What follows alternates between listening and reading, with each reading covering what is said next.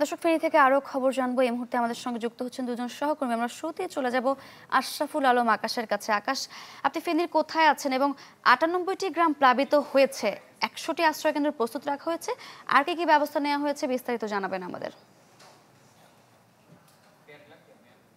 সারিকা, আপনি আমাকে দেখতে পাচ্ছেন, আমি এখন যে গ্রামটিতে আছি এই গ্রামটির নাম হচ্ছে বরকতুল্লাহ সমাজ, যেটি আপনার আনন্দপুর এলাকার ফুলগাজী উপজেলার মধ্যে পড়েছে। এই একটি গ্রাম আপনি দেখতে পাচ্ছেন, এখানে যতগুলো বাড়ি আছে আসলে প্রত্যেকটা বাড়ির মধ্যেই পানি ঢুকেছে। কয়েকজন আসলে এই বাড়ি ছেড়ে আত্মীয়দের বাসায় গিয়েছে আমরা যতটুকু শুনেছি, বাকিরা সবাই কিন্তু যার যার ঘরেই অবস্থান করছেন। সব মিলে আপনি দেখতে পাচ্ছেন যে এখানকার যে মানুষজন আছেন, স্থানীয়রা আছেন, এই পানির মধ্যেই কিন্তু তাদেরকে যাতায়াত করতে হচ্ছে।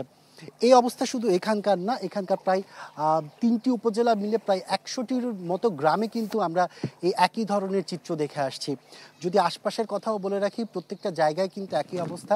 এখন পর্যন্ত আমরা জেলা প্রশাসন আমাদেরকে যেটি জানিয়েছে, ১০০টিরও বেশি আশ্রয় কেন্দ্র তারা বিভিন্ন জায়গায় তৈরি করেছে। তবে সেই আশ্রয় কেন্দ্রগুলোতে যে খুব বেশি মানুষ আনতে পেরেছে তেমনটিও না।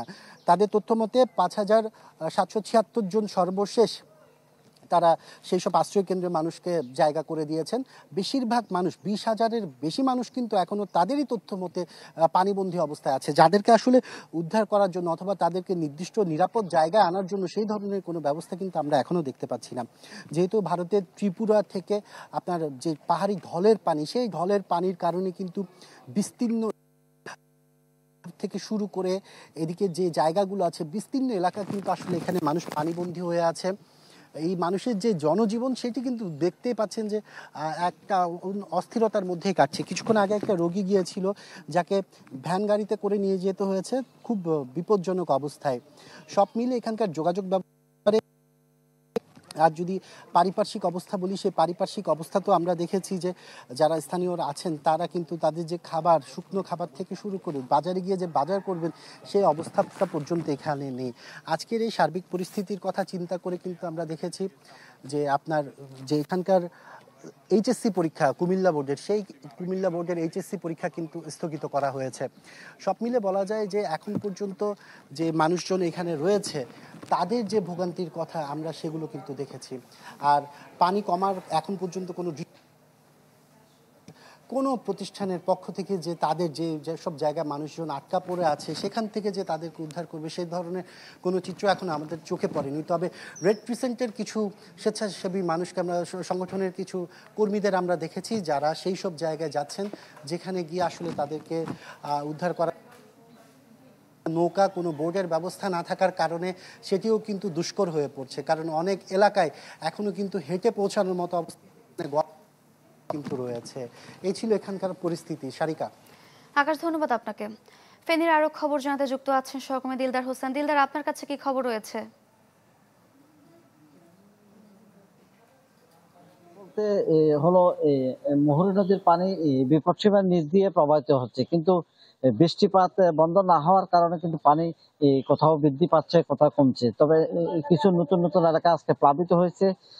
গতকালকে আমরা ফুলগাজী বা আশপাশ এলাকাগুলো দেখলো, এখন দেখা যাচ্ছে যে ফুলগাজী থেকে পানিগুলা গড়িয়ে দক্ষিণ দিকে অর্থাৎ ছাগলনাইয়ার দিকে সদর উপজেলা সহ দাগনভূঞা ওইসব এলাকাগুলো দিকে পানি যাচ্ছে। ফলে ওইসব এলাকাগুলা প্লাবিত হওয়ার পরে পরবর্তীতে এগুলা পানি সাগরে গিয়ে পড়ে। তবে এখন ওই বিষয়টাই হচ্ছে।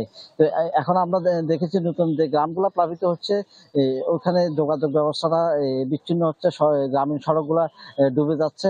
আর আঞ্চলিক মহাসড়কগুলা বিভিন্ন জায়গার মধ্যে ডুবে থাকার কারণে আসলে যোগাযোগটা অনেকটা বিচ্ছিন্ন বলা চলে। এই ফেনী পরশুরাম আঞ্চলিক মহাসড়ক গত 2-3 দিন ধরে বন্ধ রয়েছে অনেকটা বলা যায়। শুধুমাত্র ট্রাক্টর বা এই ট্রাক ছাড়া অন্য কোনো যানবাহন এখানে চলাচল করছে না। ফলে সাধারণ যাত্রী যারা রয়েছেন বা কোনো প্রয়োজনে কোনো লোক জেলা শহরের সাথে যোগাযোগ করবে, তা করতে একটু সমস্যা হচ্ছে। তবে এসব বিষয়ে সরকারের প্রতি বছরে যখন বন্যা শেষ হয়ে যায় এইসব পরিকল্পনা গ্রহণ করার জন্য যখন সভাগুলো হয় আলোচনা আসে, কিন্তু আলোচনা আসার পরে সে আলোচনা কাগজপত্রে থেকে যায়, যার ফলে মুহুরী, কহুয়া, সিলোনিয়া বন্যা নিয়ন্ত্রণ বাঁধ বারবার স্থায়ীভাবে মেরামত করার কথা বলা হলেও তা করা হচ্ছে না। এই সড়কগুলা কিছু কিছু এলাকায় এত নিচু, যেখানে কোমর পরিমাণ পানি হয়। যখন সড়ক বিভাগ যে প্ল্যান করার সময় কিন্তু সড়ক বিভাগ ওইভাবে ওই নিচু জায়গাটা উঁচু না করে ওইভাবেই তারা নির্মাণ করে থাকে, ফলে যে সমস্যা যেটা সেটা থেকেই যায়, যার ফলে প্রতি বছর যখন বর্ষা মৌসুম বা বৃষ্টিপাত হলেই সড়কগুলা ডুবে যায়, মানুষের ভোগান্তি শেষ হয় না।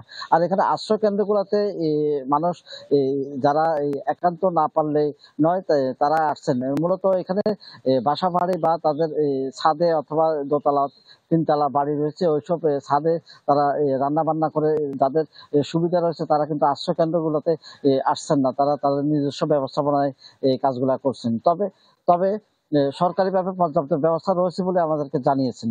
এ ছিল আমার সর্বশেষ। দিলদার, ধন্যবাদ আপনাকে। এবং একটু নোয়াখালীর খবর নিয়ে আসবো। নোয়াখালী থেকে যুক্ত আছেন সহকর্মী সুমন ভৌমিক। সুমন, নোয়াখালীতেও টানা বৃষ্টিতে জলাবদ্ধতার সৃষ্টি হয়েছে, নিশ্চয়ই মানুষও ভোগান্তিতে পড়ছে, কোনো ব্যবস্থা নেওয়া হয়েছে কিনা?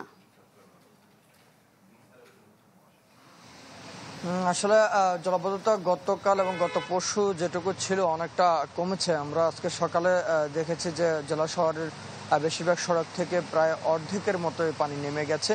গতকাল রাত থেকে কিন্তু আসলে বৃষ্টি হয়নি, এখনো পর্যন্ত তেমন একটা বৃষ্টি না হওয়ার কারণে মূলত পানিগুলা সরতে শুরু করেছে। তো এখানে আসলে দুর্ভোগ যে বিষয়টি সেটি হচ্ছে মূলত সড়কের মধ্যে গর্ত তৈরি হয়েছে। এই গর্তগুলোর কারণেই কিন্তু বিশেষ করে অটো রিক্সা, সিএনজি বা মোটর সাইকেল মানে হালকা যান যেগুলো রয়েছে সেগুলো সবচেয়ে বেশি সমস্যায় পড়তে হচ্ছে। অনেকে, আমি যে জায়গাটিতে দাঁড়িয়ে রয়েছি এটি একেবারে খুব শহরের গুরুত্বপূর্ণ একটি সড়ক। এখানে পূর্ব দিক থেকে যতগুলো গাড়ি আসছে আমরা দেখেছি প্রত্যেকটা গাড়ি কিন্তু গর্তের মধ্যে পড়ে অনেকের সমস্যা হয়েছে। আমরা একেবারে এখানে দাঁড়িয়ে দেখতে পেয়েছিলাম। একেবারে পুরো শহরের মধ্যে জেলা শহর মাইজদিতে যতগুলো সড়ক রয়েছে প্রত্যেকটা সড়কেই কিন্তু খানাখন্দ তৈরি হয়ে রয়েছে। এবং এটা যে এবছর বর্ষার ভিতরে হয়েছে এমনটি না, এটা গত বছর থেকে হয়ে আসছে, কিন্তু এগুলোর সড়কগুলো মেরামতের কোনো উদ্যোগ নেওয়া হয়নি। এখানে পৌরসভা প্রশাসন যেটি রয়েছে, এখন আসলে পৌরসভায় তো প্রশাসক দিয়ে চলছে, ফলে হচ্ছে ওইরকম একটি মানুষের গুরুত্বপূর্ণ যে বিষয়গুলো থাকে সেটি আসলে তাদের দেখার মতো এরকম সুযোগ হয়তো হয়ে উঠছে না বলেই কিন্তু গত এক বছর বেশি সময় ধরে, গতবার যে বর্ষা হয়েছে সে বর্ষার চিত্র এখনো পর্যন্ত রয়ে গেছে। আর যদি জলাবদ্ধতার যে বিষয়টি সেটি হচ্ছে নোয়াখালীর 4টি উপজেলার মধ্যে মূলত জলাবদ্ধতা দেখা দেয়, সেটি কোম্পানিগঞ্জ, কবিরহাট, সেনবাগ, বেগমগঞ্জ, সোনাইমুড়ি এবং সদর, 4 থেকে 5টি। তো আমরা গতকাল যেটি দেখেছিলাম সেটি হচ্ছে কোম্পানিগঞ্জের কয়েকটি ওয়ার্ডে, মুসাপুরের কয়েকটি ওয়ার্ডে জলাবদ্ধতা ছিল এবং সেনবাগে, বেগমগঞ্জে আছে, কবিরহাটে দেখেছি আমরা। তবে অনেকটাই কমেছে, আমরা খোঁজখবর নিয়েছি বিভিন্ন উপজেলা থেকে এবং সকালে নিজেরাই যখন এসে দেখলাম যে অনেকটাই কমেছে, প্রায় অর্ধেকের মতো কমতে দেখেছি। সব মিলিয়ে যদি বৃষ্টি না হয় তাহলে হয়তো আগামী 2-1 দিনের মধ্যে জলাবদ্ধতা কমে যাবে। সারিকা। সুমন ভৌমিক, ধন্যবাদ আপনাকে।